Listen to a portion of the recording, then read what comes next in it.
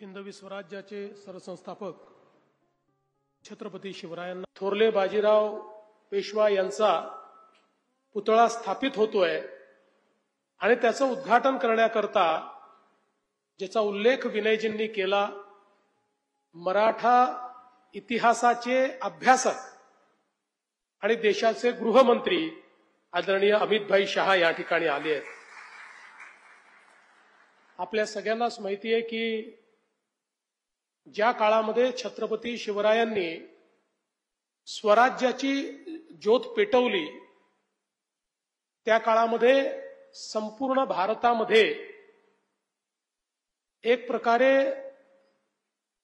परकीय आक्रमकांना आम्ही स्वीकारलेला आहे अशी परिस्थिती होती, किंवा भारतातले अनेक मोठे मोठे राजे राजवाडे हे त्यांच्या अधिपत्याखाली काम करत होते।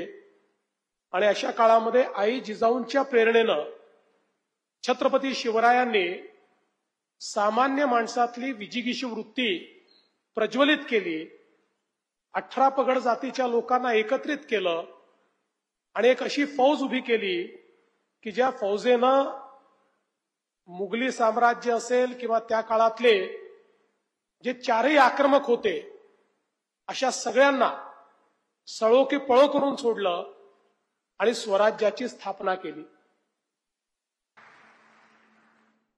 मैं पुणे की धरती पर खड़ा हूं। सबसे पहले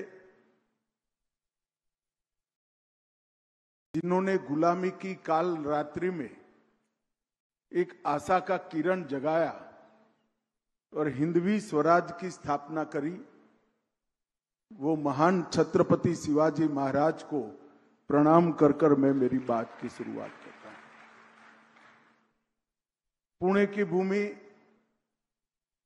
एक प्रकार से स्वराज के संस्कार का उद्गम स्थान है। 17वीं शताब्दी में भी यहीं से स्वराज की आलेख तंजावुर से अटक तक, अटक से कटक तक पहुंची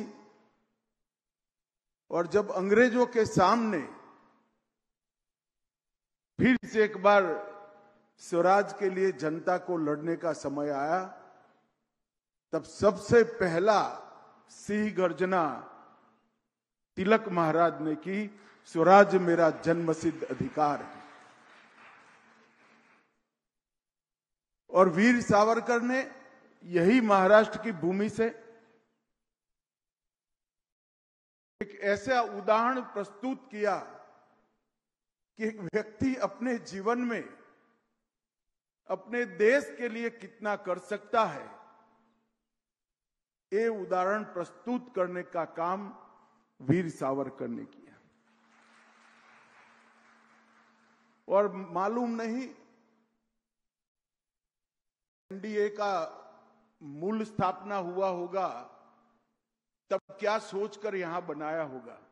कहते हैं कि यहां टेम्परेचर और वातावरण बहुत अच्छा था इसलिए बनाया होगा, मगर अंग्रेजों को मालूम नहीं था कि कैसी जगह पे वो नींव डालने जा रहे हैं जो आने वाले एक सदी तक भारत की सुरक्षा का संस्थान बनेगा।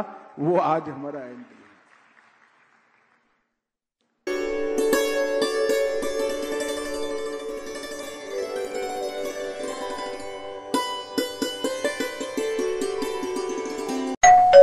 अहो उठा ना, ऑफिसला नाही का जायचं? अगं मला आज फ्रेशच वाटत नाही, काही करायची इच्छाच नाही। अहो मग तुम्ही आजपासूनच न्यू युनायटेड फार्मसीचे गुड मॉर्निंग चूर्ण घेणं सुरू करा। अपचन, मलावरोध, बद्धकोष्ठ, आम्लपित्त आणि पोटाच्या तक्रारींवर खात्रीशीर आयुर्वेदिक उपाय गुड मॉर्निंग चूर्ण। 35 वर्षांपासून सगळ्यांच्या पसंतीचे गुड मॉर्निंग चूर्ण औषधांच्या प्रत्येक दुकानात मिळते।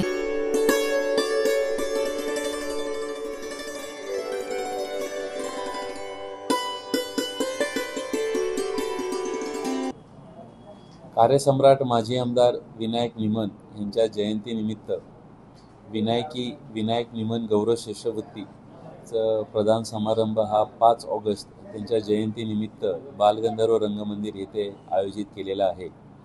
तर त्याचे फॉर्म्स 7 जुलैपासून 20 जुलैपर्यंत ऑनलाईन पद्धतीने sunnyniman.com ह्या वेबसाईटवरती अवेलेबल असणार आहेत. त्याची मुलाखत ही 26 व 27 जुलै रोजी जंगली महाराज रोड येथील सोमेश्वर फाउंडेशन कार्यालयामध्ये होणार आहे. आणि जे पात्र विद्यार्थी ह्यामध्ये होतील ह्यांना 5 ऑगस्ट रोजी त्यांच्या जयंतीनिमित्त बालगंधर्व रंगमंदिर येथे सायंकाळी 5 वाजता विनायक निमन गौरव शिष्यवृत्ती ही शिष्यवृत्ती प्रदान केली जाणार आहे. ह्यामध्ये बेसिकली ITI असेल, डिप्लोमा असेल, डिग्री कोर्सेस असतील, सायन्स, कॉमर्स, आर्ट्स असेल, जर्नलिझम असेल, लॉ असेल, इंजिनिअरिंग असेल, मेडिकल असेल, ह्यातील सर्व विद्यार्थी ह्याला अप्लाय करू शकतील. विशेष म्हणजे 5वी आणि 8वीची जी शिष्यवृत्ती असते, ज्यांचे थोड्या मार्क्सनी ही शिष्यवृत्ती ज्यांना मिळालेली नाही आहे अशा विद्यार्थ्यांनाही प्रोत्साहनपर आपण त्यांना शिष्यवृत्ती प्रदान करून त्यांनाही आपण प्रोत्साहन द्यायचा ह्या शिष्यवृत्तीच्या माध्यमातून प्रयत्न करणार आहोत. प्रथम वर्षी आपण 396 विद्यार्थ्यांना ह्या शिष्यवृत्तीचा लाभ दिला होता. लास्ट इयर आपण 500हून अधिक विद्यार्थ्यांना ह्या शिष्यवृत्तीचा लाभ दिलेला आहे. ह्या वर्षी देखील आता 7 तारखेपासून ऑनलाईन पद्धतीने ह्याचे फॉर्म्स आपण कलेक्ट करणार आहोत 7 ते 20 तारखेपर्यंत. आणि 26 आणि 27 तारखेला जे यातून पात्र विद्यार्थी होतील त्या सर्वांना आपण 5 ऑगस्ट रोजी शिष्यवृत्ती प्रदान करणार आहोत.